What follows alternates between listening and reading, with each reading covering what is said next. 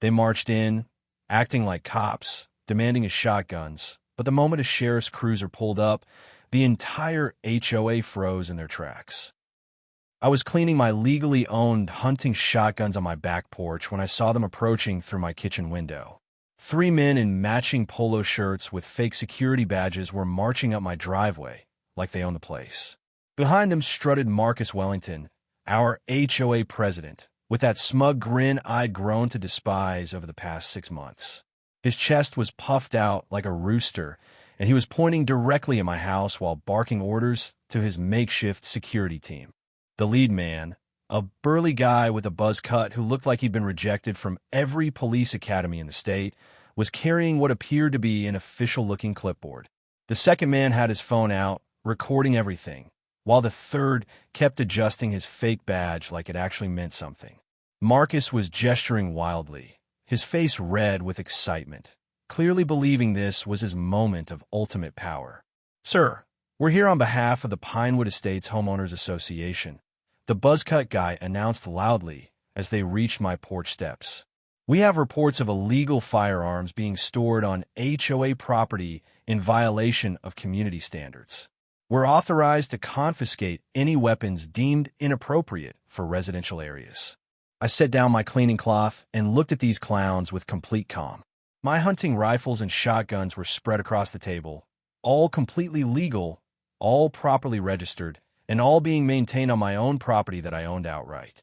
Marcus stood behind his hired muscle, practically vibrating with anticipation, like he'd finally found the perfect way to get rid of the neighbor who dared to question his authority. "Gentlemen," I said slowly, my voice steady as granite, "I think you might want to reconsider what you're about to attempt here." The buzzcut guy stepped forward, clearly trying to intimidate me with his size, while Marcus whispered something in his ear that made him nod aggressively. What Marcus didn't know was that my black SUV parked in the garage wasn't just any vehicle. What he couldn't see was the radio equipment, the laptop, and the emergency lights stored inside. What this power-hungry little man had completely failed to research before sending his fake cops to my door was exactly who he was messing with. As the lead man reached for my perfectly legal firearms, I heard the familiar sound of gravel crunching under tires behind them. Marcus's face went from smug satisfaction to confused concern as a sheriff's cruiser rolled slowly up my driveway. The 3 fake security officers froze mid-motion, their hands suspended awkwardly in the air, suddenly looking like deer caught in headlights.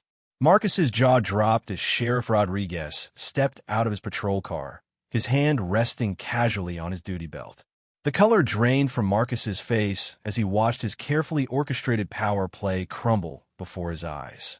The buzzcut guy's clipboard started shaking in his hands, and the man with the phone slowly lowered his recording device. "Afternoon, everyone," Sheriff Rodriguez called out with a friendly wave. "Hope I'm not interrupting anything important here." Marcus Wellington had no idea that his biggest mistake wasn't just about to happen. It had already begun the moment he decided to mess with the wrong neighbor. This little man was about to learn that some battles you simply cannot win, and some people you should never, ever cross. Have you ever dealt with an HOA president who thought they were above the law? Let me know in the comments, because Marcus Wellington was about to get the education of his lifetime. Marcus Wellington wasn't your typical homeowner. He was a man obsessed with power, control, and the intoxicating rush of making other people's lives miserable. At 42 years old, he stood barely 5'6", but what he lacked in physical presence, he made up for with an oversized ego and a clipboard that he wielded like a weapon of mass destruction. He'd been elected HOA president 3 years ago on a platform of maintaining property values. But what the neighborhood got instead was a wannabe dictator who treated our quiet suburban street like his personal kingdom. Marcus had moved into Pinewood Estates 5 years earlier, immediately positioning himself as the self-appointed guardian of neighborhood standards. He walked the streets every morning at exactly 7 a.m., dressed in pressed khakis and a polo shirt, carrying that infamous clipboard and looking for any excuse to write up a violation notice. His thinning brown hair was always perfectly combed, and he wore wire-rimmed glasses that he constantly pushed up his nose when he was about to deliver bad news to some unsuspecting homeowner. The man had turned HOA harassment into an art form. He'd fine Mrs. Patterson next door $50 because her mailbox was 2 shades lighter than the approved community color scheme. He'd written up the Johnson family for having their garbage cans visible from the street for more than 4 hours after pickup. He'd even tried to force the elderly Mr. Chun to remove his vegetable garden because it wasn't on the pre-approved landscaping list that Marcus had created without any community input. But Marcus's real specialty was psychological warfare. He'd send certified letters demanding immediate compliance with rules that didn't exist in our original HOA charter. He'd call emergency board meetings to discuss violations that were really just personal vendettas against neighbors who dared to question his authority. He'd even started recruiting allies, mostly newer residents who were intimidated by his aggressive tactics and didn't want to become his next targets. The breaking point came when Marcus decided he needed enforcement muscle. He somehow convinced the HOA board to approve a neighborhood security initiative that gave him authority to hire private security contractors. These weren't real police officers. They were unemployed security guards and wannabe tough guys who Marcus dressed up in official-looking uniforms and fake badges to intimidate residents into compliance. Marcus genuinely believed he was untouchable. He'd strut around neighborhood meetings like a peacock, interrupting anyone who disagreed with him and threatening legal action against homeowners who couldn't afford to fight back. He'd wave around legal documents that looked official but were mostly just intimidation tactics designed to scare people into submission. The man had convinced himself that being HOA president gave him some kind of actual legal authority over every aspect of our lives. What made Marcus truly dangerous was his complete lack of understanding about boundaries, both legal and personal. He'd peer over fences to look for violations, photograph people's private property without permission, and even follow residents to see if they were violating any of his made-up community standards. He'd installed security cameras that pointed toward other people's homes and claimed it was for community safety. The neighborhood had become a powder keg of frustration and fear. Families were considering moving rather than dealing with Marcus's constant harassment. Property values were actually dropping because potential buyers heard about our HOA nightmare and decided to look elsewhere. Several longtime residents had tried to vote Marcus out, but he'd manipulated the election process and convinced just enough newer residents to keep him in power. Marcus's biggest character flaw was his absolute certainty that he was always right and that everyone else was just too stupid to understand his vision for the perfect community.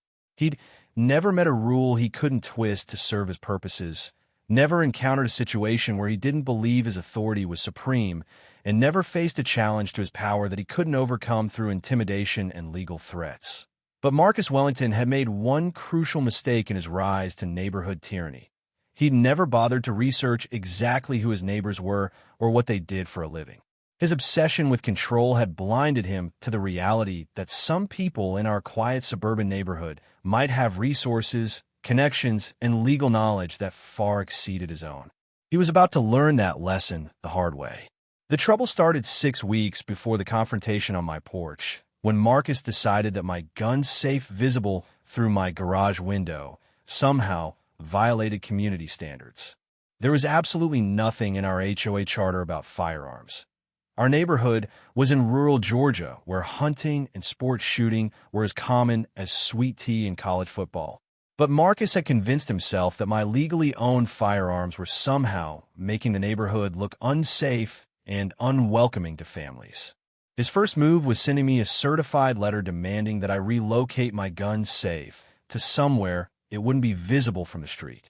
The letter was full of legal-sounding language about community aesthetics and maintaining family-friendly appearances, but it was completely baseless. I checked our HOA charter thoroughly. There were rules about lawn maintenance, exterior paint colors, and fence heights, but absolutely nothing about legal firearm storage in private garages. When I politely declined to move my gun safe and explained that it was completely legal and properly stored according to state regulations, Marcus escalated to phase 2 of his harassment campaign. He started parking his car across from my house and photographing my property at different times of day. He'd walk by with his clipboard, pretending to inspect other things while obviously staring into my garage whenever the door was open.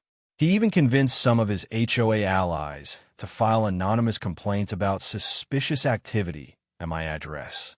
The situation got worse when Marcus discovered that I occasionally cleaned my hunting rifles and shotguns on my back porch, which I've been doing peacefully for 2 years without a single neighbor complaint. Suddenly, Marcus was claiming this violated some mysterious weapons display policy that didn't exist in any official HOA documentation. He started showing up during my cleaning sessions, taking photos from the street, and muttering about intimidation tactics and threatening behavior. Marcus's harassment campaign intensified when he realized his fake violations weren't working. He began sending me multiple certified letters per week, each one more aggressive than the last.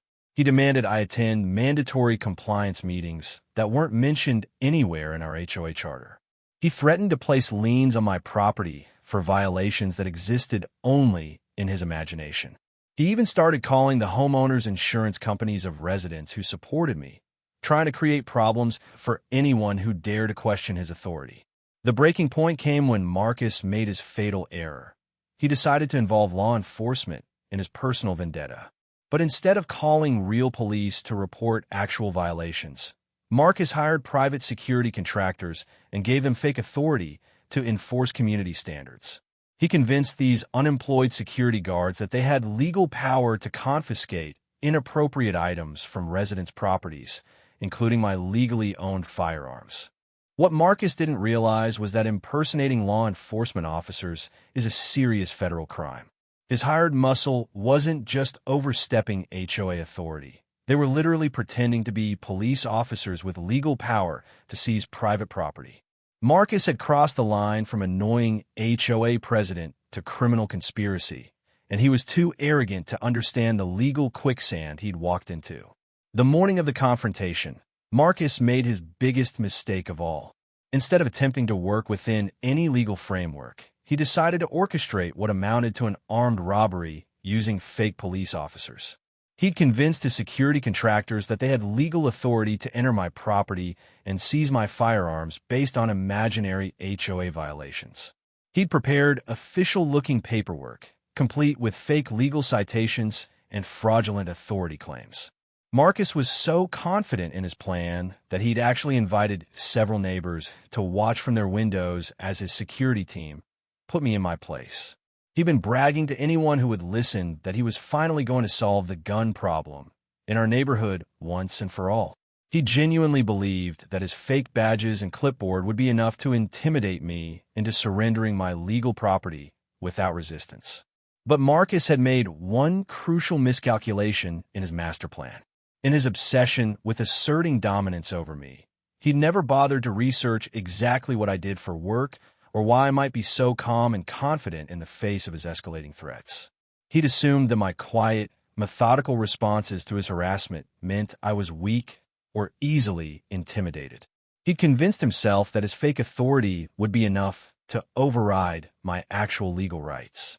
Marcus Wellington was about to discover that some neighbors are more dangerous to cross than others, and that real authority always trumps fake badges and imaginary power.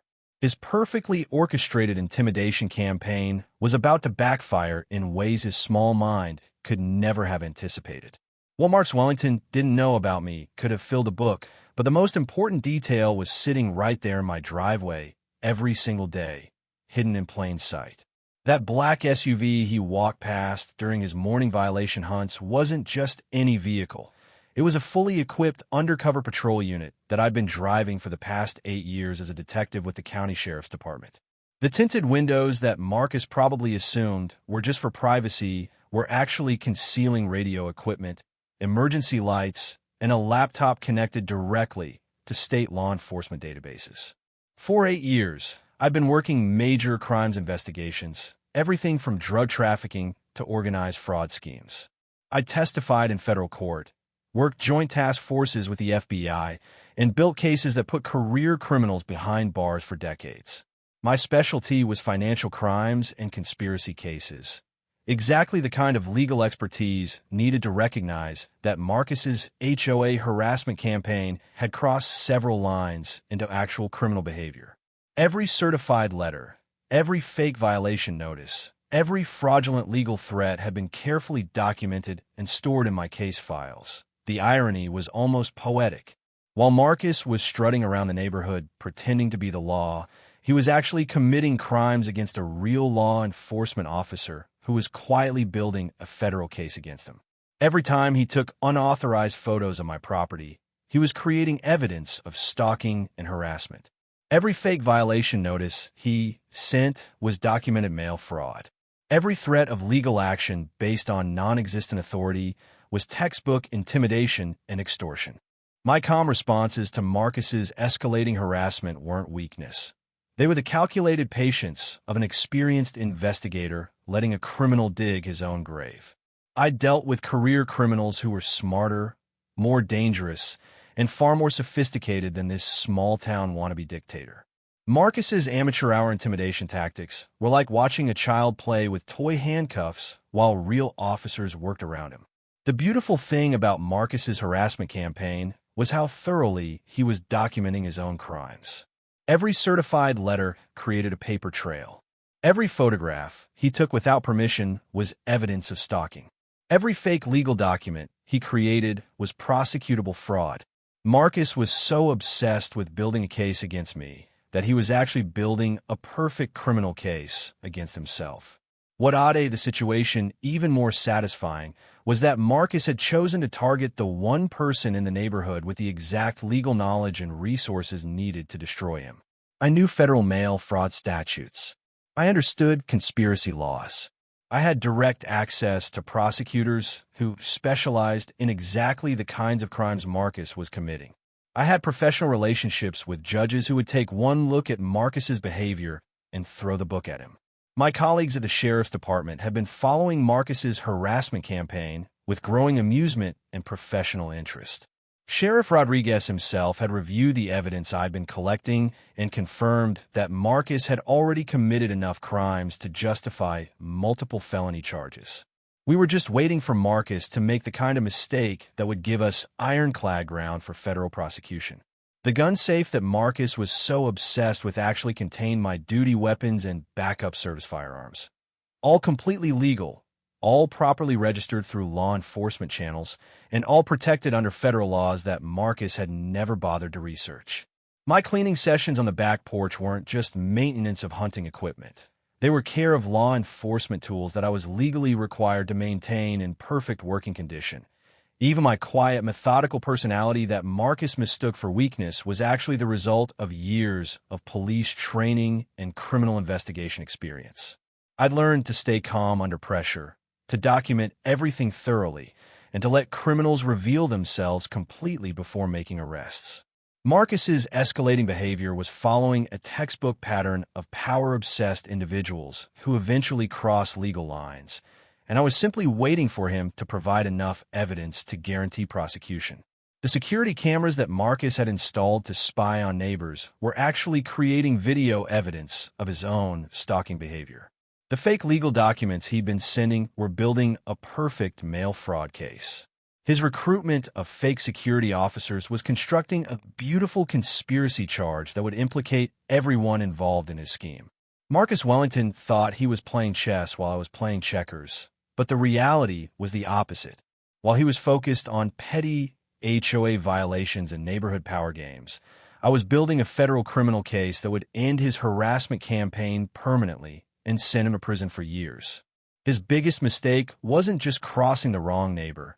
It was crossing a trained law enforcement professional who knew exactly how to turn his own tactics against him. The moment Sheriff Rodriguez stepped out of his patrol car, the entire dynamic shifted like a switch had been flipped. Marcus's 3 fake security officers went from aggressive intimidation to panic confusion in the span of about 2 seconds. The buzzcut guy who'd been reaching for my firearms suddenly found his hands frozen in midair, like he'd been playing the world's most dangerous game of freeze tag. The man with the recording phone slowly lowered his device, probably realizing that he'd just filmed himself attempting to commit a felony. "Good afternoon, Detective Johnson," Sheriff Rodriguez called out with a friendly wave, his voice carrying just enough authority to make Marcus's fake security team take an involuntary step backward. The look on Marcus's face was absolutely priceless. Confusion, fear, and dawning realization all rolled into one expression of pure panic. His clipboard fell from his suddenly nerveless fingers and scattered papers across my driveway, like confetti at the world's worst party. "Detective," Marcus squeaked, his voice climbing about 3 octaves higher than his usual commanding tone. "Detective Johnson?" The way he said my name made it sound like he was trying to convince himself this was all some kind of elaborate joke. His 3 hired muscle guys were looking back and forth between the sheriff's cruiser and my calm expression, clearly calculating how quickly they could distance themselves from whatever legal disaster they just walked into. Sheriff Rodriguez approached the group with the casual confidence of a man who'd been dealing with small-time criminals for over 20 years. "Marcus Wellington, right? HOA president." His tone was pleasant enough, but there was something underneath it that made Marcus start sweating despite the cool October weather. "I've been hearing some interesting things about your activities in this neighborhood lately." The buzzcut fake security officer cleared his throat nervously. "Officer, we're just here on official HOA business. We have authority to—" Sheriff Rodriguez cut him off with a raised hand and a smile that didn't reach his eyes. "Son, let me stop you right there. First, I'm Sheriff Rodriguez, not officer. Second, the only authority you have is whatever authority Detective Johnson here decides to give you. And something tells me that's not going to be much."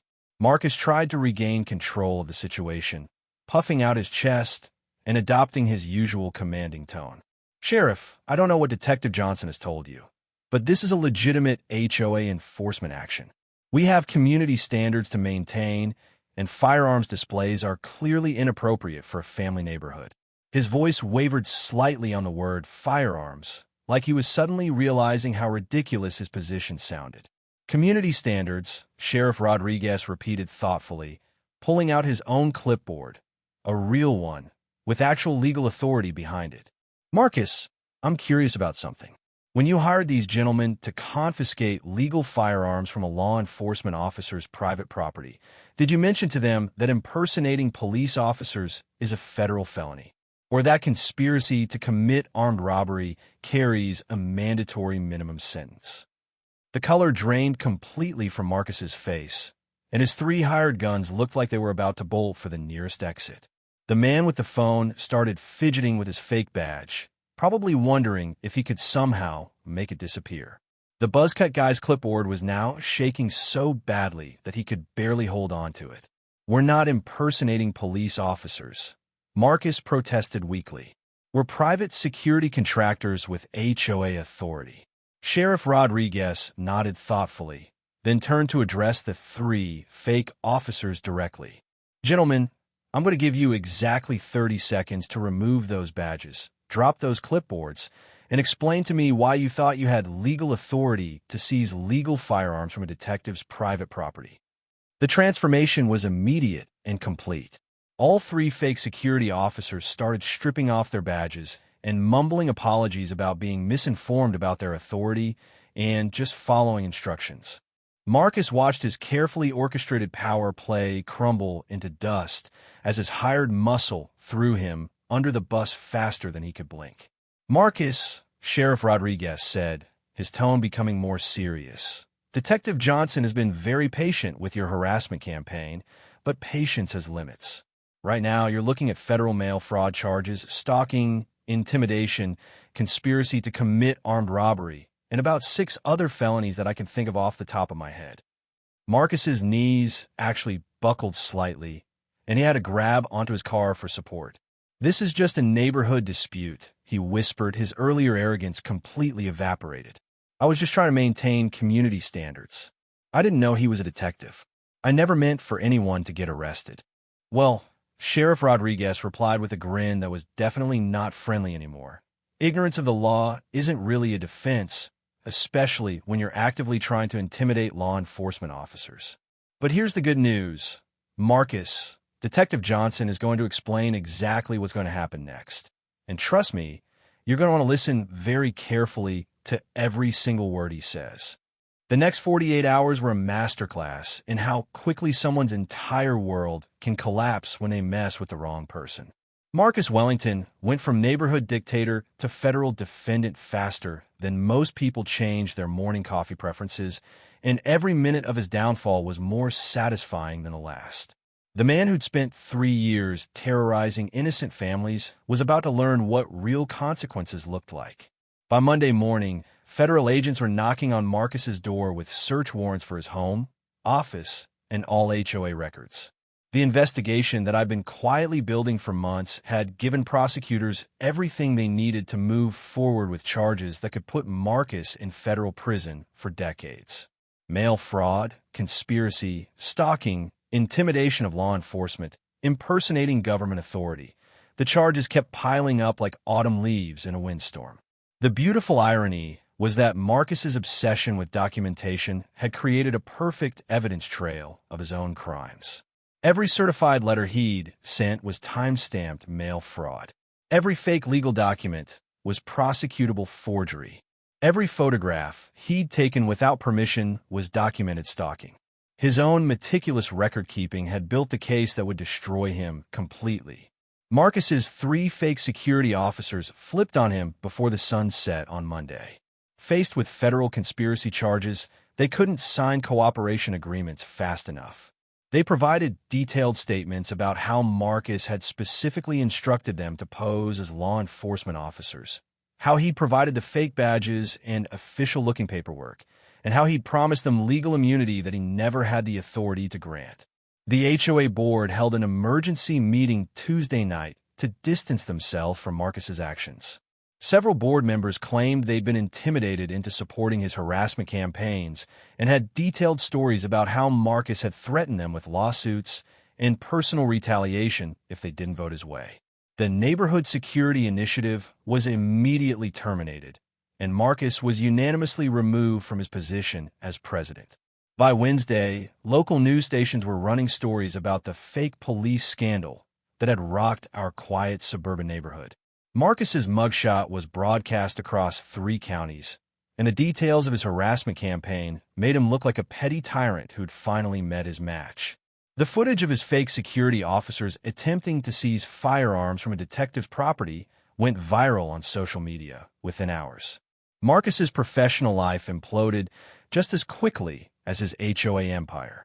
His employer, a mid-level accounting firm, terminated his employment immediately after his arrest made local headlines. Professional licensing boards launched investigations into his conduct. His homeowner's insurance company dropped his coverage after learning about the harassment and stalking charges. His mortgage company received copies of federal charging documents and began foreclosure proceedings. The neighborhood that Marcus had terrorized for 3 years suddenly found its voice. Families came forward with stories of his intimidation tactics, his fraudulent violation notices, and his threats of legal action. Mrs. Patterson provided documentation of 57 fake violation notices she'd received over 18 months. The Johnson family had recorded phone conversations where Marcus threatened to have their children removed from their home for safety violations that existed only in his imagination.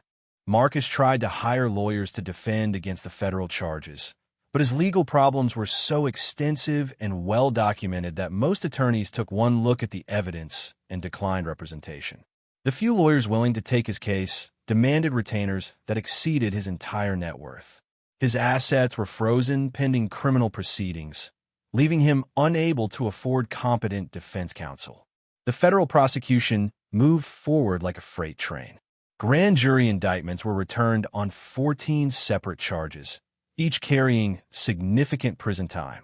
Marcus's cooperation agreements with his former accomplices meant that prosecutors had multiple witnesses willing to testify about his criminal conspiracy. His own documentation provided ironclad evidence of his guilt on every single charge. Marcus's wife filed for divorce and moved out of state with their children, citing concerns about their safety and reputation. His parents disowned him publicly after learning about his harassment of elderly neighbors and families with young children. His few remaining friends abandoned him as more details of his criminal behavior became public knowledge.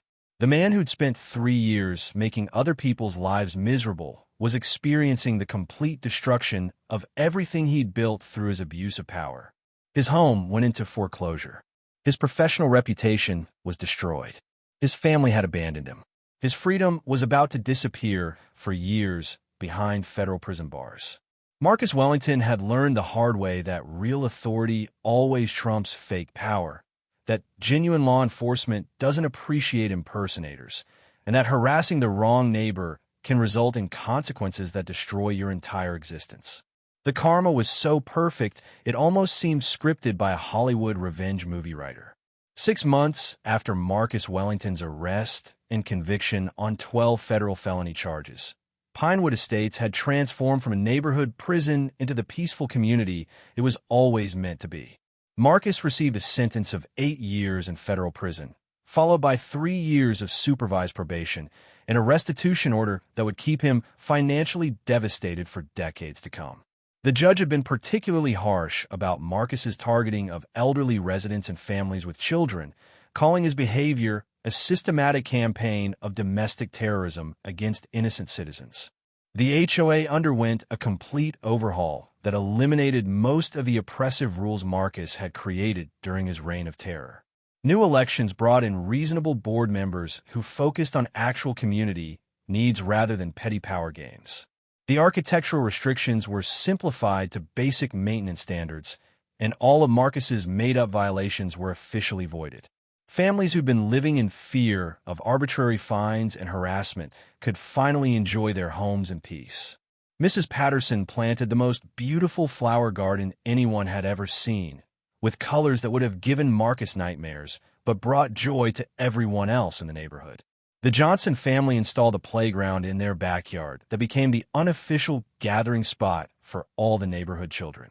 Mr. Chun expanded his vegetable garden and started sharing fresh produce with neighbors who appreciated his generosity and gardening expertise. The 3 fake security officers who'd participated in Marcus's final scheme received sentences ranging from 18 months to 3 years in federal prison. Their convictions for impersonating law enforcement officers and conspiracy to commit armed robbery served as a warning to anyone else who might consider similar schemes. The employment agency that had provided them faced civil lawsuits and criminal investigations for their role in the conspiracy. Property values in Pinewood Estates actually increased after Marcus's removal, as potential buyers learned about the neighborhood's liberation from HOA tyranny. Real estate agents started advertising our community as HOA reformed and highlighting the reasonable board leadership that had replaced Marcus's dictatorship. Several families who'd been considering moving away decided to stay and invest in home improvements they'd been afraid to make under Marcus's arbitrary rule enforcement.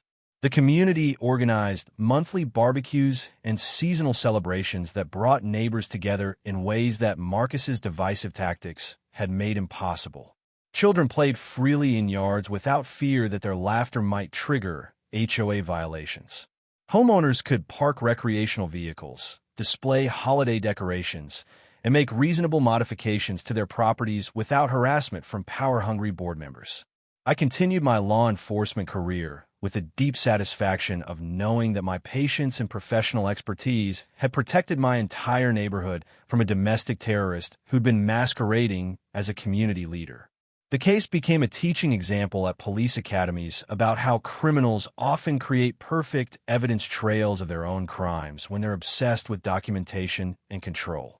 Sheriff Rodriguez was promoted to chief deputy, and our successful handling of the Marcus Wellington case was cited as an example of excellent community policing and interagency cooperation. The federal prosecutors who'd handled Marcus's case used it as a model for future investigations into HOA abuse and harassment campaigns. Our quiet suburban neighborhood had accidentally contributed to law enforcement training and legal precedent. Marcus's former house was purchased by a lovely retired couple who immediately removed all the security cameras he'd installed to spy on neighbors. They planted a garden where Marcus used to park his car for harassment surveillance, and they hosted the first annual Freedom from HOA Tyranny block party on the anniversary of Marcus's conviction. The celebration became a neighborhood tradition that reminded everyone how much better life could be without petty dictators. The story spread beyond our community and became a cautionary tale, shared in HOA reform groups across the country. Marcus Wellington became a symbol of everything wrong with unchecked HOA power, and his spectacular downfall inspired other communities to challenge their own power-hungry board members. His name became synonymous with HOA abuse, ensuring that his legacy would be one of serving as a warning to future would-be neighborhood dictators. Most importantly, the children in our neighborhood grew up learning that bullies can be defeated, that real authority protects good people from bad people, and that patience and proper legal action are always more powerful than intimidation and fake authority. Marcus Wellington's attempt to terrorize our community had backfired so completely that it actually made us stronger, more united, and more committed to protecting each other from future threats. 2 years after Marcus Wellington began serving his federal prison sentence, I was sitting on the same back porch where his fake security officers had tried to seize my hunting rifles, cleaning those same firearms in perfect peace while my neighbor's children played happily in yards that were no longer monitored by harassment cameras or patrolled by clipboard-wielding tyrants. The October afternoon was beautiful, with autumn leaves creating a colorful backdrop for a neighborhood that had finally learned what community was supposed to feel like. Sheriff Rodriguez, who'd been promoted to police chief in a neighboring county, stopped by for our monthly coffee and case review.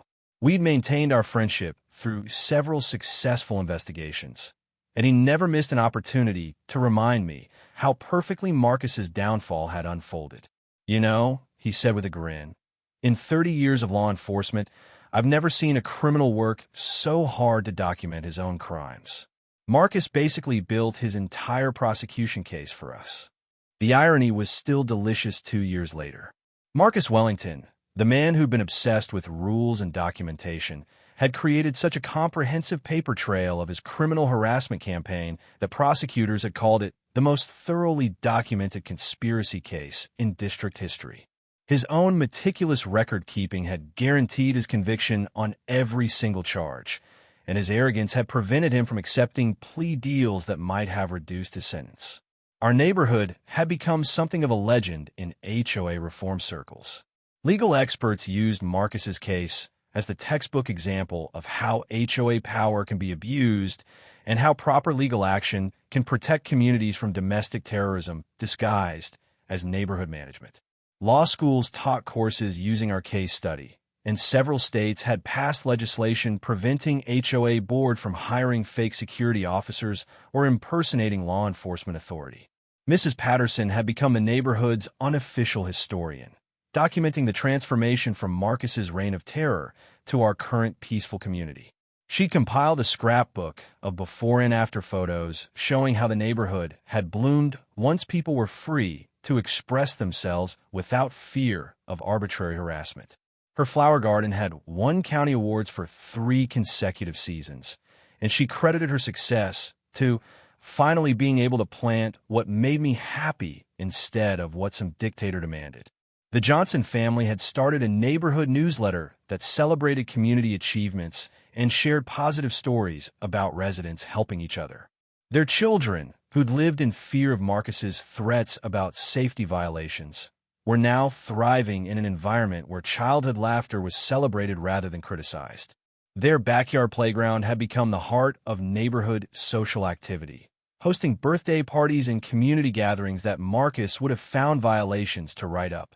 Mr. Chin's vegetable garden had expanded into a community project that supplied fresh produce to several local food banks. His expertise in sustainable gardening had turned him into the neighborhood's most respected resident, and his quiet wisdom had helped several families through difficult times.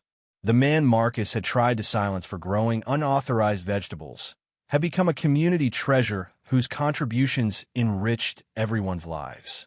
Even Marcus's former house had found new purpose under its current owners, who transformed it from surveillance headquarters into a genuine family home.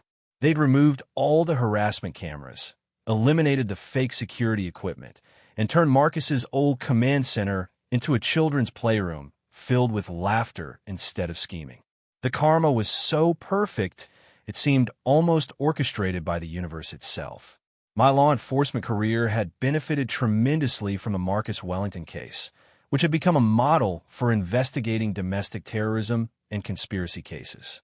I'd been invited to speak at national conferences about community policing and had helped train other officers in recognizing and prosecuting harassment campaigns.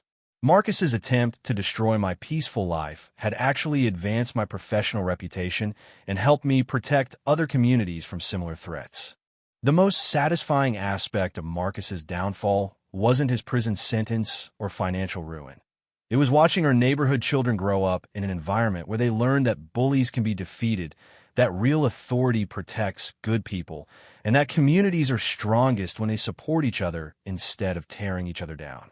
Marcus's legacy had become a cautionary tale that would protect future generations from similar abuse.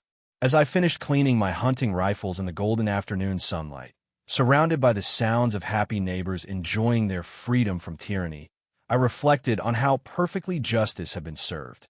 Marcus Wellington had spent 3 years trying to make other people miserable, and his reward had been the complete destruction of everything he'd valued. Meanwhile, the community he'd tried to control had flourished beyond his worst nightmares, proving that real strength comes from mutual respect rather than fear and intimidation. Disclaimer: the story you just watched is fictional. It explores themes of abuse of authority, harassment, and the strategic triumph over injustice. This narrative aims to highlight the importance of standing up for your rights and the dramatic consequences of underestimating a person's true power.